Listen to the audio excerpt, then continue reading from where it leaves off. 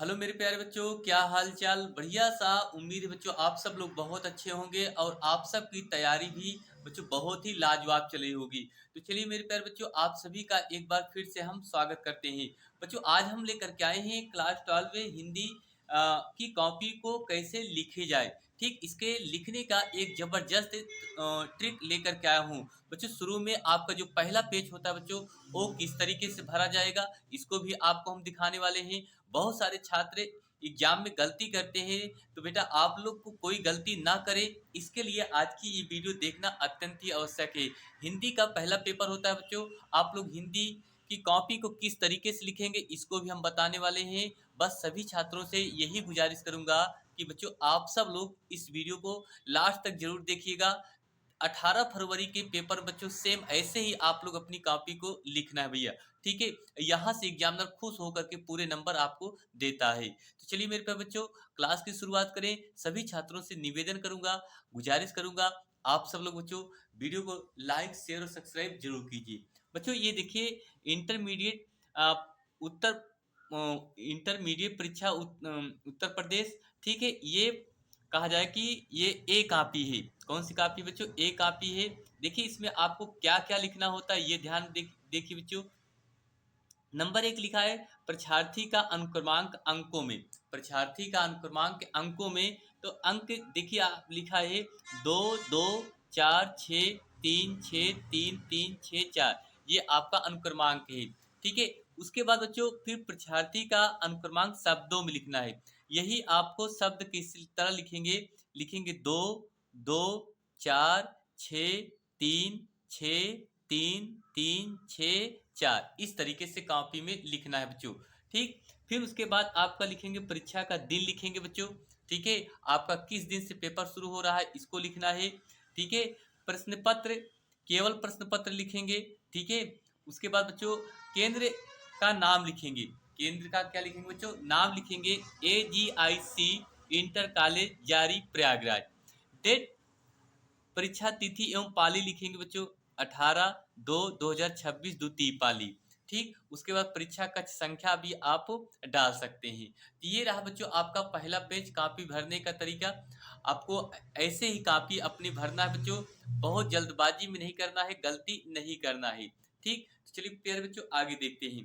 बच्चों हम आगे लेके चलेंगे तो ये देखिए यहाँ से आपकी हिंदी का पहला पेज शुरुआत होता है बच्चों। ठीक है, तो पहला आपका जो खंड का और खंड बा में आप दो खंडों में विभाजित होता है, खंड का खा में। तो खंड का के पहले और दूसरे क्वेश्चन ऑब्जेक्टिव होते हैं 5-5 क्वेश्चन की। ठीक है, तो यहाँ से आपको 10 नंबर क्लियर हो जाएंगे बच्चों। ये देखिए यहाँ पर हेडिंग बनाएंगे क्या बच्चों? खंड का। क्या लिखेंगे भैया? खंड का। इसी तरीके से लिखना है बच्चों आपको जिस तरीके से मैं बता रहा हूँ। फिर उसके बाद लिखेंगे प्रश्न उत्तर नंबर 1। प्रश्न उत्तर नंबर क्या लिखेंगे बच्चों? 1 लिखेंगे। अब उसके बाद बच्चों आपका देखिए इसमें एक का आपका दूसरा सही है तो आप यहाँ लिखेंगे दूसरे का। जिसे ये नहुस लिखा है तो नहुस लिखेंगे। खा में आपका तीसरा सही है तो नाटक है तो नाटक लिखेंगे। गा में आपका पहला सही है क्या? प्रथम कहानी, इसको लिखेंगे। ठीक है भैया, इसी तरीके से बच्चों लिखना है आपको। घा नंबर में तीसरा सही है भारतेंदु हरिश्चंद्र द्वारा। ठीक, अंगा नंबर में लिखा पहला सही है धर्मवीर भारती की। तो इस तरीके से बच्चों आपको लिखेंगे। यहाँ से पूरे कितने नंबर बनेंगे बच्चों? 5 नंबर बनेंगे। ठीक है, उम्मीद करता हूँ बच्चों आप लोग को ये वीडियो पसंद आ रही होगी। तो पसंद आ रही है बच्चों तो चैनल को लाइक शेयर सब्सक्राइब जरूर कीजिए। चलिए भैया देखते हैं। उसके बाद प्रश्नोत्तर नंबर 2 डालेंगे। क्या डालेंगे बच्चों? प्रश्नोत्तर नंबर 2 डालेंगे। प्रश्नोत्तर नंबर 2 में आपको क्या लिखना है? देखिए का में आपका तीसरा सही है क्या? रामानुजनाचारी। ठीक, खा में आपका तीसरा सही है आज्ञेनि। गा में आपका चौथा सही है रीतिबद्ध वर्ग के। ठीक है, घा में सही है आपका दूसरा सरहपा। क्या? सरहपा। और अंगा में आपका दूसरा सही जयशंकर प्रसाद। ये तो इस तरीके से बच्चों आपको ये 5-5 यानी 10 नंबर यहाँ से आपको क्या हुए? क्लियर हो गए बच्चों। तो आइए आगे हम देखते हैं गद्यांश को कैसे लिखा जाए बच्चों, उसको देखते भैया। चलिए बच्चों देखते हैं। अब ये खंड आपका कौन सा है बच्चों? तीसरा। ठीक है, सॉरी, ये तीसरे नंबर में आपका जो गद्यांश लिखने का आता है, आप लोग को इस तरीके से गद्यांश लिखना भैया।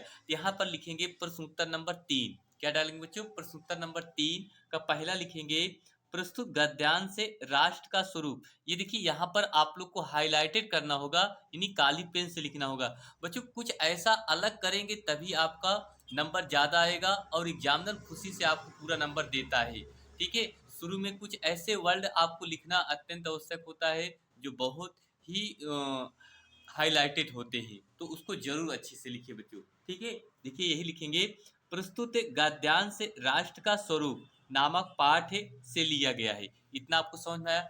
उसके बाद फिर लिखेंगे बच्चों, इसके लेखक वासुदेव शरण अग्रवाल हैं। इनके अगर लेखक की बात करें बच्चों, तो कौन है? वासुदेव शरण अग्रवाल। यहाँ से आपको ये गद्यांश 10 नंबर का आता है, ये 2 नंबर बच्चों आपको इतने से क्लियर हो गए। ठीक, उसके बाद फिर भैया हम देखेंगे दूसरा नंबर। ठीक है, दूसरे नंबर में आपसे कहेगा जिसे रेखांकित अंश की व्याख्या कीजिए। रेखांकित अंश की क्या करना है बच्चों? व्याख्या करना है। तो मेरे भैया इसी तरीके से आप लिखना है, लिखेंगे धरती माँ के गर्भ में। कोई भी गद्यांश हो तो उनके आंसर को आपको इसी तरीके से लिखना है अपनी कॉपी में बच्चों। ठीक है, धरती माता माँ के गर्भ में असीम मात्रा में मूल्यवान खजाना भरा हुआ है। धरती माँ के गर्भ में कहा जाए कि असीम मात्रा में मूल्यवान खजाना भरा हुआ है। यह पृथ्वी मूल्यवान वस्तुओं का विशाल कोष है। यह जो पृथ्वी है, आ, पृथ्वी मूल्यवान वस्तुओं का एक विशाल क्या है? भंडार है। अनेक प्रकार के मूल्यवान, अनेक प्रकार के मूल्यवान रत्नों को अपने में धारण करने के कारण ही इस धरती को वसुंधरा कहा जाता है। कहा जाए कि बच्चों कि अनेक प्रकार के मूल्यवान रत्नों को, अनेक प्रकार के मूल्यवान रत्नों को अपने में धारण करने के कारण ही इस धरती को वसुंधरा कहा जाता है। इस तथ्य से हमें सभी को परिचित होना चाहिए। इस तथ्य से हमें सभी को क्या होना चाहिए? परिचित होना चाहिए। हजारों लाखों वर्षों से जब से इस धरती का निर्माण हुआ है, जब से इस धरती का क्या हुआ है? निर्माण हुआ है। इसके इसके गर्भ में विभिन्न प्रकार की धातुएं पोषित होती रही हैं। इसके गर्भ में विभिन्न प्रकार की धातुएं पोषित होती रही हैं। ये रहा बच्चों आपका इसका रेखांकित अंश की व्याख्या। यहाँ से आपको पूरे 2 नंबर बन जाएंगे। ठीक, उसके बाद बच्चों आपको हम बात करें तीसरा प्रश्न। ये जो तीसरा प्रश्न आपसे बनता है, देखिए, धरती माँ को वसुंधरा इसलिए कहा जाता है, धरती माँ को वसुंधरा इसलिए कहा जाता है क्योंकि वह अपने गर्भ में अनेक प्रकार के रत्नों को धारण करने वाली है। क्योंकि वह अपने गर्भ में अनेक प्रकार के रत्नों को धारण करने वाली है। ये आपका तीसरा प्रश्न है। ये भी आपका 2 नंबर, यानी 6 नंबर यहाँ से अब बन गए। चौथा प्रश्न लिखते हैं। चौथा प्रश्न आपसे कह रहा है बच्चों कि क्वेश्चन इसका लिखेंगे, दिन रात बहने वाली नदियों ने पहाड़ों को पीस पीस कर, दिन रात बहने वाली नदियों ने पहाड़ों को पीस पीस कर अगणित प्रकार की मिट्टियों से पृथ्वी की देह को सजाया है। अगणित प्रकार की जो मिट्टियों से पृथ्वी की देह को क्या किया बच्चों? सजाया है। ठीक, आगे भैया 5वां नंबर देखेंगे।